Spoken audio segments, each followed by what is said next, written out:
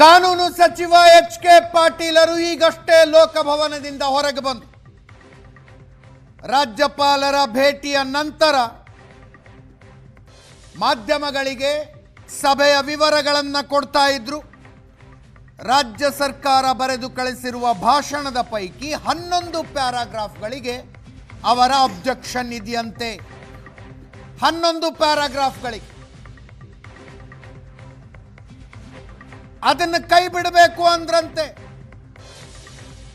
ಮುಖ್ಯಮಂತ್ರಿಗಳ ಜೊತೆಗೆ ಮಾತಾಡಿ ಹೇಳ್ತೀವಿ ಅಂತ ಕಾನೂನು ಸಚಿವರು ಬಂದಿದ್ದಾರೆ.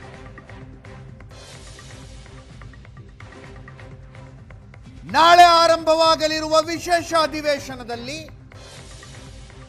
ರಾಜ್ಯಪಾಲರು ಆ 11 ಪ್ಯಾರಾಗಳನ್ನು ಕೈಬಿಟ್ಟು ತಮ್ಮ ಭಾಷಣವನ್ನು ಓದಿ ಮುಗಿಸುವ ಸಾಧ್ಯತೆ ಇದೆ.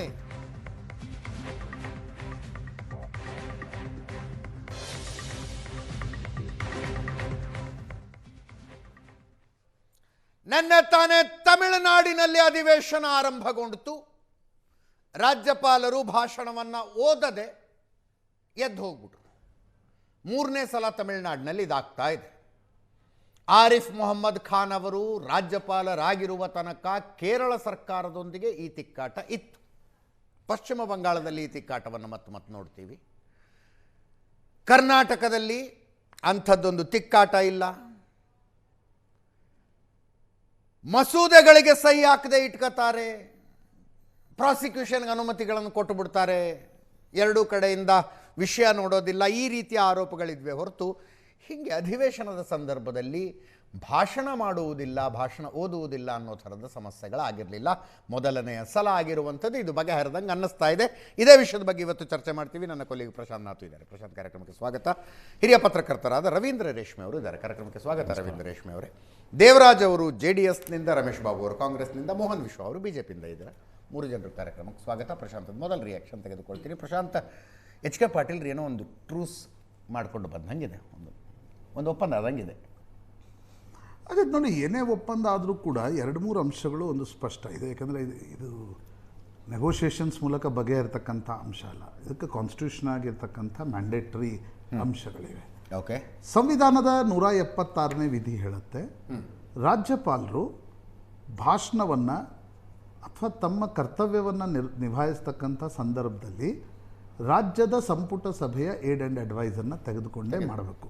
ಭಾಷಣ ಮಾಡೋದು ಅವರ ಡಿಸ್ಕ್ರಿಷನರಿ ಪವರಲ್ಲಿ ಬರಲ್ಲ. ಈಗ ನೀವು ಪ್ರಾಸಿಕ್ಯೂಷನ್ ಬಗ್ಗೆ ಹೇಳ್ತಾ ಇದ್ರಿ, ಜೈಲಲ್ಲಿರ್ತಕ್ಕಂಥವರ ಶಿಕ್ಷೆಯ ಅವಧಿ ಕಡಿಮೆ ಮಾಡೋದಿರುತ್ತೆ, ಅದು ಅವರ ವಿವೇಚನಾ ಅಧಿಕಾರವನ್ನು ಬಳಸಿ ಮಾಡ್ಬೋದು. ಭಾಷಣವನ್ನು ಅವರು ತಮ್ಮ ವಿವೇಚನೆಯಲ್ಲಿ ಮಾಡಲಿಕ್ಕೆ ಅವಕಾಶ ಸಂವಿಧಾನ ಕೊಟ್ಟಿಲ್ಲ. ಚುನಾಯಿತ ಸರ್ಕಾರ ಏನು ಹೇಳುತ್ತೆ ಆ ಭಾಷಣವನ್ನು ಓದಬೇಕು ಅಂತಕ್ಕಂಥದ್ದನ್ನು ಸಂವಿಧಾನ ಹೇಳುತ್ತೆ. ಆದರೆ ಅನೇಕ ಬೇರೆ ಬೇರೆ ರಾಜ್ಯಗಳಲ್ಲಿ ನಡೆದಿರ್ತಕ್ಕಂಥ ಪ್ರಕರಣಗಳನ್ನು ನೋಡಿದಾಗ ರಾಜ್ಯಪಾಲರು ತನಗೆ ಬೇಡವಾದ ಅಂಶಗಳನ್ನು ಒಮಿಟ್ ಮಾಡಿ ಬರೀ ಉಳಿದ ಭಾಷಣವನ್ನು ಓದಲಿಕ್ಕೆ ಅವಕಾಶ ಇದೆ. ಆದರೆ ರಾಜ್ಯಪಾಲರು ಭಾಷಣವನ್ನೇ ನಾನು ಮಾಡಲ್ಲ, that is his duty. It's a constitutional duty. ಅದು ಒಮಿಟ್ ಮಾಡ್ಬೋದು, ಆ್ಯಡ್ ಮಾಡೋದಕ್ಕಾಗೋದಿಲ್ಲ. ಆ್ಯಡ್ ಮಾಡೋಕ್ಕೆ ಅವ್ರಿಗೆ ಅಧಿಕಾರ ಇಲ್ಲ.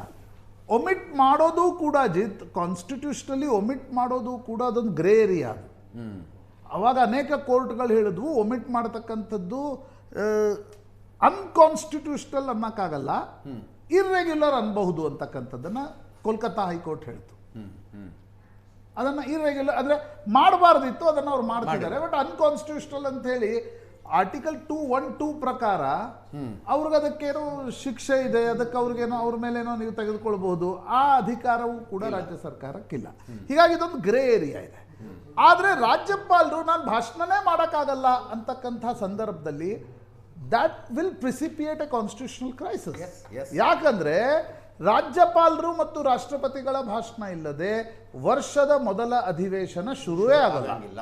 ನಾಳೆ ಅವರು ಬರಲಿಲ್ಲ ಅಂತಂದ್ರೆ ಅದೊಂದು ಕಾನ್ಸ್ಟಿಟ್ಯೂಷನಲ್ ಕ್ರೈಸಿಸ್ ಕಾರಣ ಆಗುತ್ತೆ. ಹೌದು, ನನಗನ್ಸುತ್ತೆ ಆಯ್ತು ಅನ್ಕೋಬೇಕಾ ಆಗ್ಲಿಲ್ಲ ಅನ್ಕೋಬೇಕಾ ಅನ್ನೋ ಥರದ ಪ್ರಶ್ನೆಗಳು. ಆ ಅಧಿವೇಶನಕ್ಕೂ ಕೂಡ ಏನು ಮಾನ್ಯತೆ ಇದೆ ಅಂತಕ್ಕಂಥದ್ದು ಪ್ರಶ್ನೆ ಬರುತ್ತೆ. ಈಗ ನೋಡಿ, ಚೆನ್ನೈ ಬಗ್ಗೆ ಹೇಳಿದ್ರಿ, ನೀವು ತ್ರಿವೇಂದ್ರಂ ಬಗ್ಗೆ ಹೇಳಿದ್ರಿ. ಕಳೆದ 4 ವರ್ಷದಿಂದ RN ರವಿ ಭಾಷಣ ಓದ್ತಾ ಇಲ್ಲ, ವಾಕೌಟ್ ಮಾಡ್ತಿದ್ದಾರೆ. ವಾಕೌಟ್ ಮಾಡಿದ ತಕ್ಷಣ ಸ್ಟಾಲಿನ್ ಏನು ಹೇಳ್ತಾರೆ? ಭಾಷಣ ಓದಿದಂತೆ ಅಂತ ಭಾಷಣ ಓದಿದಂತೆ ಆಸ್ ರೆಡ್ ಅನ್ನೋದನ್ನ ನಾವು ಎಕ್ಸೆಪ್ಟ್ ಮಾಡಿಕೊಂಡು ವಿಧಾನಸಭೆ ಅದನ್ನು ಅಂಗೀಕರಿಸಬೇಕು, ಅದರ ಮೇಲಿನ ಚರ್ಚೆಗೆ ಅದನ್ನು ಅಂಗೀಕರಿಸಬೇಕು ಅಂತಕ್ಕಂಥದ್ದನ್ನ ಹೇಳ್ತಾರೆ. ರಾಜೇಂದ್ರ ಅರ್ಲೇಕರ್ ಗೋವಾ ರಾಜ್ಯದ ಸ್ಪೀಕರ್ ಕೂಡ ಆಗಿದ್ರು, ಈಗ ಕೇರಳದ ಗವರ್ನರ್ ಇದ್ದಾರೆ. ಅವರು ಕೆಲ ಭಾಷಣಗಳ ಅಂಶಗಳನ್ನೇ ಬಿಟ್ಟು ಓದಿದ್ರು. ನನಗೆ ಮುಜುಗರ ಆಗತ್ತೆ ಅನ್ನುವ ಕಾರಣ. ಆಗ ಪಿನರಾಯಿ ವಿಜಯನ್ ಬಂದು ಹೇಳಿದ್ರು ಆ ಅಂಶಗಳ ಸಮೇತವಾಗಿ ಈ ಭಾಷಣವನ್ನು ಅಂಗೀಕಾರ ಮಾಡಬೇಕು ಅಂತಕ್ಕಂಥದ್ದು. ಇಲ್ಲಿರ್ತಕ್ಕಂಥ ಪೇಚು ನನಗನ್ಸದ್ದು ಗೊತ್ತಿಲ್ಲ. ತಾವರ್ಚಂದ್ ಗೆಹ್ಲೋಟ್ ಎಲ್ಲೂ ರಾಜ್ಯಪಾಲರ ರಾಜಭವನದಿಂದ ಎಲ್ಲೂ ಪ್ರೆಸ್ ರಿಲೀಸ್ ಏನು ಬಂದಿಲ್ಲ, ನಾನು ಹೋಗ್ತೀನಿ ಹೋಗಲ್ಲ ಅಂತಕ್ಕಂಥದ್ದು. ಹೋಗಲ್ಲ ಅಂತ ಏನು ಸಂಜೆ ಸುದ್ದಿ ಬಂತು, ಹೋಗಲ್ಲ ಅಂತಂದರೆ ಅದೊಂದು ಹೊಸ ಕಾನ್ಸ್ಟಿಟ್ಯೂಷನಲ್ ಕ್ರೈಸಿಸ್ಗೆ ಕಾರಣ ಆಗ್ತಿತ್ತು. ಹೋಗಲ್ಲ ಅಂತ ಅಂದರೆ ಆಗ ಮುಂದೇನು ಅಂತಕ್ಕಂಥ ಪ್ರಶ್ನೆ ಉದ್ಭವವಾಗತ್ತೆ. ಅವಾಗ ಜುಡಿಷಿಯರಿ ಇನ್ವಾಲ್ವ್ ಆಗಬೇಕಾಗ್ತಿತ್ತು, ಅಲ್ಲ ಏನೇನಾಗತ್ತೆ ಅಂತಕ್ಕಂಥದ್ದು ಒಂದು ಭಾಗ. ನನಗನ್ಸುತ್ತೆ ಅವ್ರು ನಾಳೆ ಹೋಗಿ ಕೆಲ ಅಂಶಗಳನ್ನು ಓದದೇ ಇದ್ರೆ ಕೇರಳದಲ್ಲಾದಂತೆ ತಮಿಳುನಾಡಿನಲ್ಲಾದಂತೆ ಇಲ್ಲೂ ಕೂಡ ಆಗತ್ತೆ ಅಂತಕ್ಕಂಥದ್ದು ಸ್ಪಷ್ಟ. ಈಗ ಅವ್ರು ಹೋಗಲ್ಲ ಅಂತಂದಾಗ ಯಾಕೆ ಹೋಗಲ್ಲ ಅನ್ನೋದು ಕೂಡ ಇಟ್ಸ್ ಆಲ್ ಕಾನ್ಸ್ಟಿಟ್ಯೂಷನಲ್ ಡ್ಯೂಟೀಸ್ ಅಲ್ವಾ. ಯಾಕೆ ಹೋಗಲ್ಲ ಅಂತಕ್ಕಂಥ ಪ್ರಶ್ನೆ ಬರುತ್ತೆ. ಕೆಲ ಅಂಶಗಳ ಬಗ್ಗೆ ವಿರೋಧ, ಇದೇನು ಹೊಸತಲ್ಲ ಅಂಶಗಳ ಬಗ್ಗೆ ವಿರೋಧ. ಬಿಜೆಪಿ ಅಲ್ಲಿ ಕಾಂಗ್ರೆಸ್ ಸರ್ಕಾರ ಇದ್ದಾಗ ಬಿಜೆಪಿಯವರು ಕೊಟ್ಟಾಗಲೂ ರಾಜ್ಯಪಾಲರಿಗೆ ಅನೇಕ ಅಂಶಗಳ ಬಗ್ಗೆ ಆಕ್ಷೇಪಣೆ ಇರ್ಬೋದು.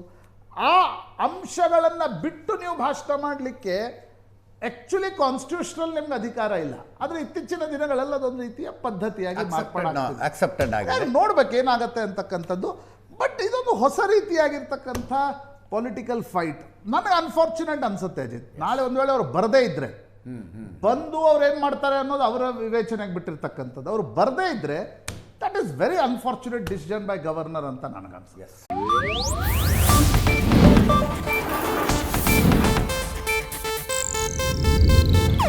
ಇದು ಏಷ್ಯಾನೆಟ್ ನ್ಯೂಸ್ ನೆಟ್ವರ್ಕ್ ಪ್ರಸ್ತುತಿ.